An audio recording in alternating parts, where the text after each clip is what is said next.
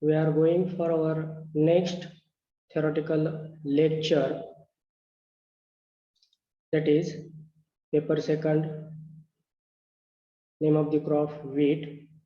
Already we have seen in previous lectures, that is the information of wheat regarding just its primary information, then the economic uses, good points about the cultivation, then its various species, its characteristics, the varietal characteristics, ecology,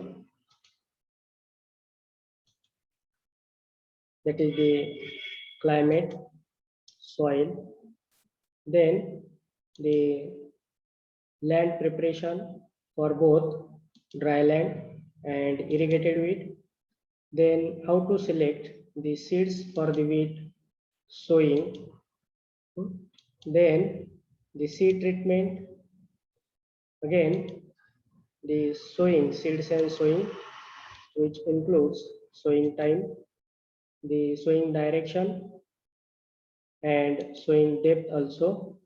Then today we are starting from the seed rate and sowing distance, that is the spacing for wheat cultivation.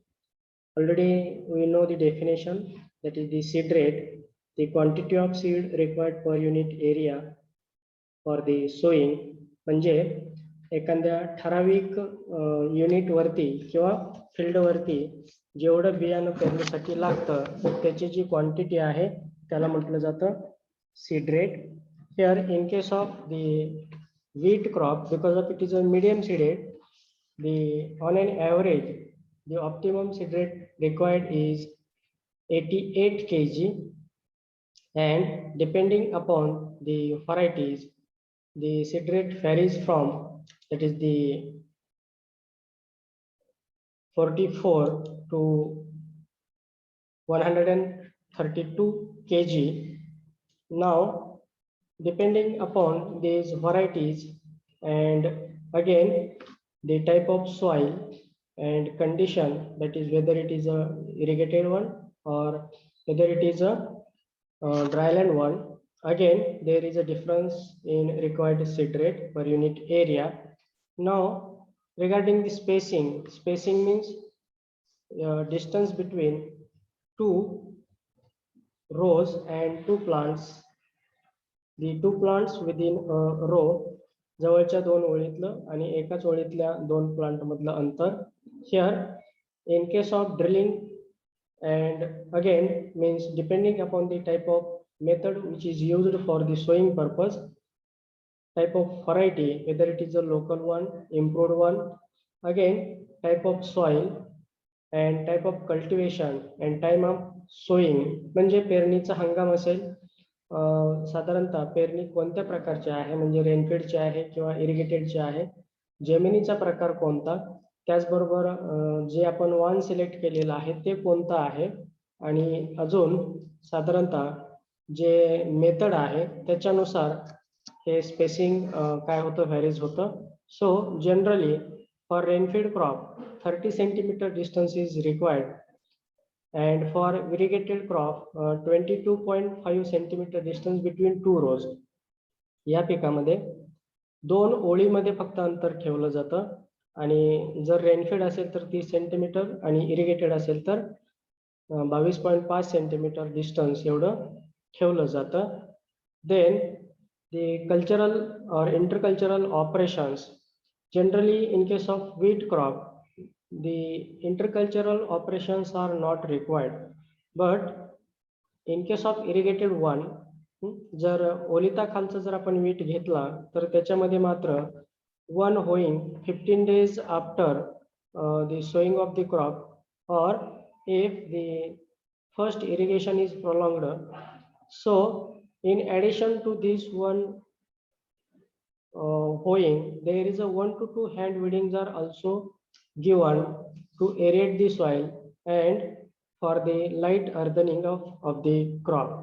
Now there is no need of rotation, mixed cropping. Here, manuring in wheat crop. So FIM or compost required while the land preparation is 25 to 30 tons per hectare. 25 ते 30 ton जमीन तयार करत असताना साधारणतः या पिकाला दिलं जातं. आणि जे केमिकल फर्टिलायझर्स आहेत त्या केमिकल फर्टिलायझरमध्ये 50 kg N, 25 किलो P आणि 25 किलो K अशा प्रकारचा हा NPK kg per hectare दिला जातो. All NPK dose is applied at the time of sowing in case of rainfed crop as a basal dose. Basal dose, the fertilizers applied at the time of crop sowing known as a basal dose. म्हणजे पेरणी करते वेळेस साधारणतः रेनफीड crop साठी हा 50-25-25 चा total dose दिला जातो. In case of irrigated crop, the recommended dose of fertilizer is 100 kg N, 50 kg P and 50 kg K.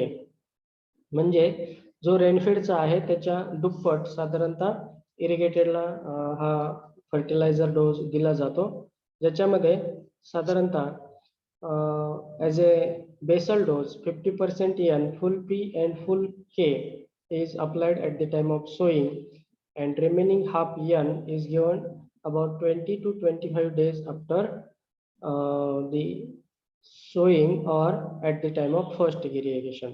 म्हणजे रेनफीड साठी जो 50-25-25 आहे हा लँड प्रिपरेशन मध्येच दिला जातो आणि जो इरिगेटेड साठी आहे तो साधारणतः रेनफीडच्या दुप्पट आहे. and these dose is applied as a basal half N, full P and full K and remaining half N at 20 to 25 days after or at the time of first irrigation. Okay. Because of nitrogen is having the high mobility, म्हणजे नत्र पिकांना लगेच available होतं, त्याचबरोबर साधारणतः ते quickly त्या ठिकाणी इव्हापोरेट सुद्धा होतं किंवा लिचिंग मधून नाश सुद्धा होतं आणि म्हणून इरिगेटेड कंडिशनला हे अप्लिकेशन काय केलं जातं, 0.5% ठेवलं जातं. Next, silent feature of the fertilizer application of wheat crop, not required one. Irrigation for wheat cultivation. या पिकांना साधारणतः जे इरिगेशन शेड्यूल आहे, पाणी साधारणतः देण्याची फ्रिक्वेन्सी असेल किंवा क्वांटिटी असेल. Regarding the rainfed wheat crop, crop is grown on residual moisture of the kharif season.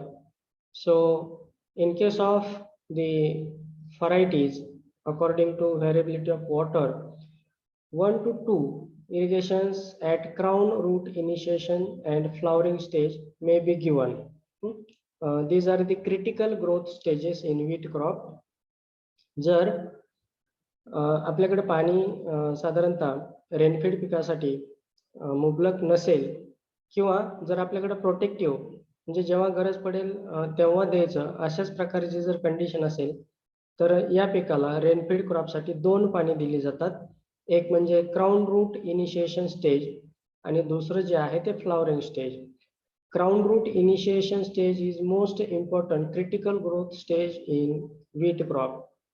बऱ्याचशा वेळा ऑब्जेक्टिव्हला विचारलं जातं which is the most important critical growth stage in wheat crop. The answer is crown root initiation. म्हणजे या पिकामध्ये वाढीच्या ज्या काही नाजूक अवस्था आहेत त्यापैकी क्राउन रूट इनिशिएशन स्टेज ही अतिशय महत्वाची आणि नाजूक वाढीची अवस्था आहे. We all know what is mean by the critical growth stage किंवा वाढीची नाजूक अवस्था.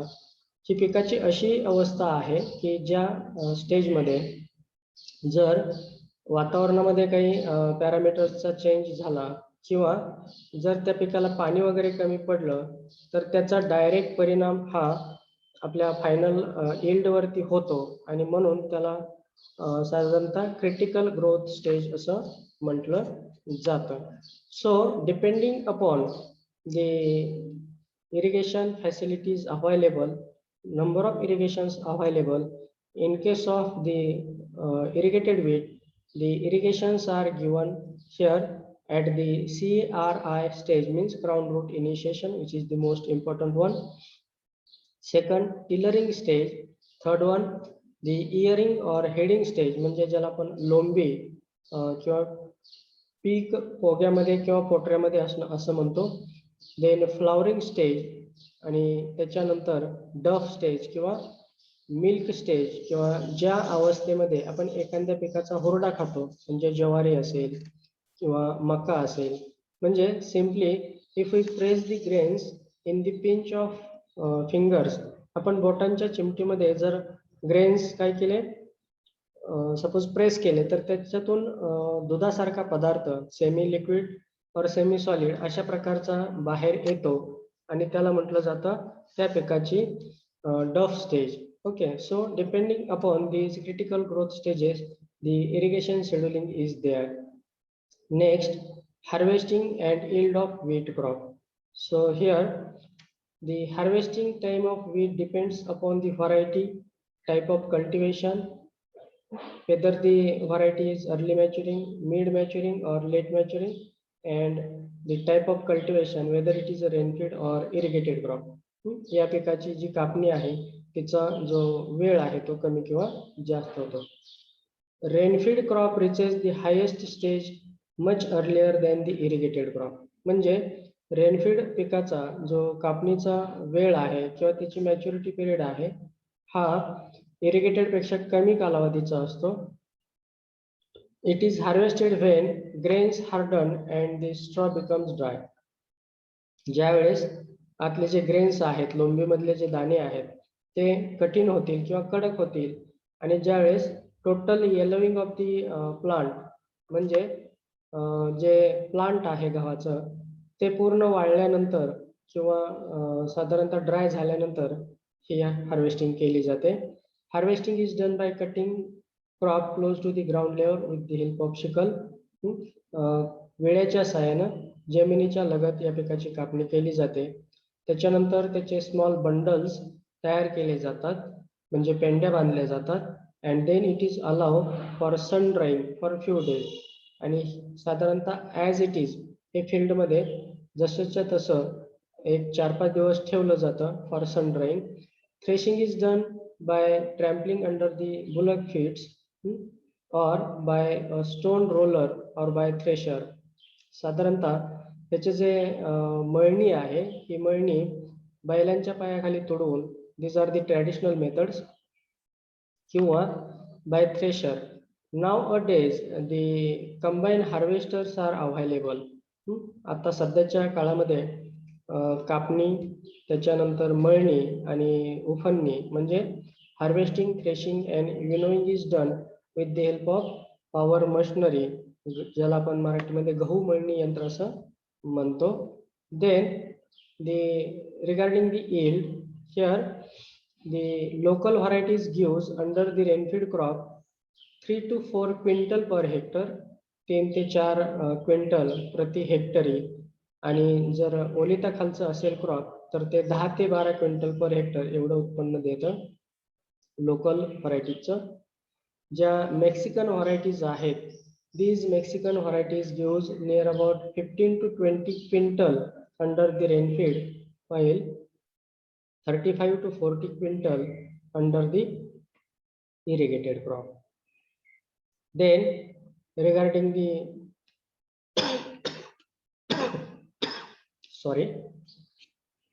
next aspect, that is the quality of wheat. Here this quality judgment is depending upon the physical quality, nutritional quality, milling quality, chapati making quality,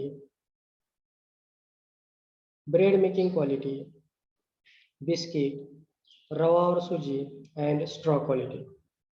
So these are the 8 parameters on which the quality of wheat is depend. म्हणजे त्या गव्हाची प्रत कशी आहे हे ठरवण्यासाठी हे base वापरले जातात. त्यातला पहिला आहे फिजिकल क्वालिटी. त्याच्यामध्ये या ग्रेनचं कलर बघितला जातो, त्याची साईज बघितली जाते, आणि त्याची नंतर लांबी सुद्धा आणि शेप सुद्धा बघितला जातो. म्हणजे जे अंबर कलरचे आहेत, बोल्ड आहेत, लॉंग आहेत आणि ओव्हल शेपचे आहेत, असे जे ग्रेन्स आहेत ते बेस्ट क्वालिटीचे आहेत असं त्या ठिकाणी गृहीत धरलं जातं. Then regarding the nutritional quality, म्हणजे त्याच्यामध्ये असणारं जे अन्नद्रव्य आहेत त्याचं प्रमाण. Wheat grain contain proteins, starch, fat, minerals and vitamins, but the nutritional quality judged on the basis of protein content of wheat grain and classified as low protein, medium protein and high protein. साधारणतः जे parameters आहेत nutritional मधले त्याच्यामध्ये wheat grains contains protein, starch, fat, minerals, vitamins, but regarding the best, medium and the lower one is depending upon the protein percentage, and these protein percentage are, if less than 8% protein is there, it is considered as a low quality. If 8 to 12% protein is there, it is a medium quality, and if more than 12% protein is there, it is a high quality. Then milling quality. Milling म्हणजे ज्याला आपण दळण म्हणतो, किंवा जे floor आहे ते आपल्याला किती प्रमाणात मिळते. Milling quality is judged by the easiestness in milling and yield of flour obtained after milling. म्हणजे त्याचं जे दळण आहे किंवा ग्राइंडिंग आहे, हे ग्राइंडिंग किती सहजासहजी होते आणि ग्राइंडिंग केल्यानंतर त्याच्यापासून मिळणारे जे फ्लोअर आहे ज्याला आपण पीठ म्हणतो, त्याचं साधारणतः पर्सेंटेज किती आहे त्याच्यावरून मिलिंग क्वालिटी ठरवली जाते आणि त्याच्यावरून गव्हाची क्वालिटी ठरवली जाते. देन चपाती मेकिंग क्वालिटी. एखादा गहू चांगला आहे किंवा नाही हे कशावरून ठरवलं जातं, तर जे आपण साधारणतः चपाती, while preparation of chapati, there is a preparation of these flour or mixing of flour into the water. आपण पीठ पाण्यामध्ये मिसळतो आणि त्याच्यापासून कणिक तयार करतो, आणि हे जे कणिक आहे हे किती पाणी ऍब्सॉर्ब करून घेते, अजून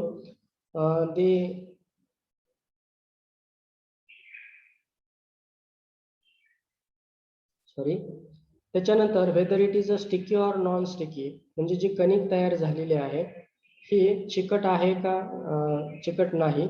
त्याच्यानंतर ती किती इलॅस्टिक आहे, जर आपण सपोज ती ताणली किंवा त्याच्यामधल्या इलॅस्टिसिटी किती आहे.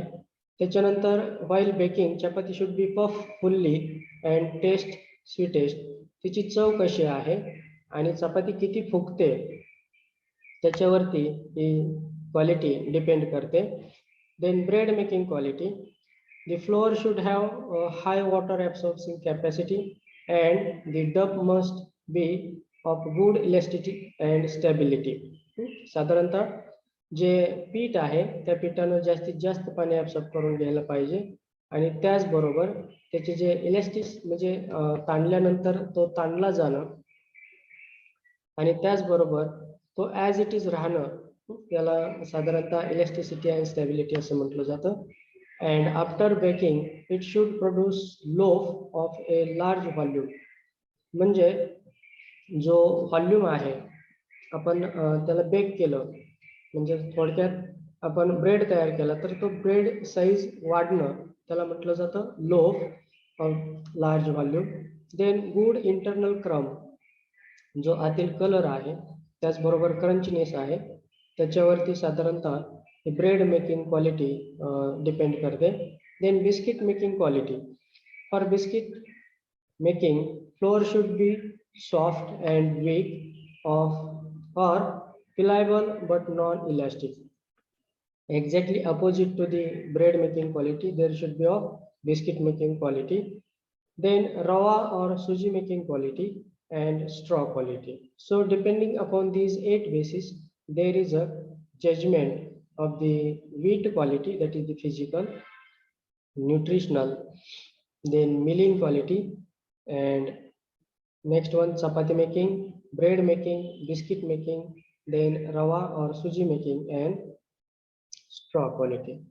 Then next one, also there is a nutritional quality of wheat. Already we have seen, depending upon the protein percentage, these are grouped into the low, medium, and high one.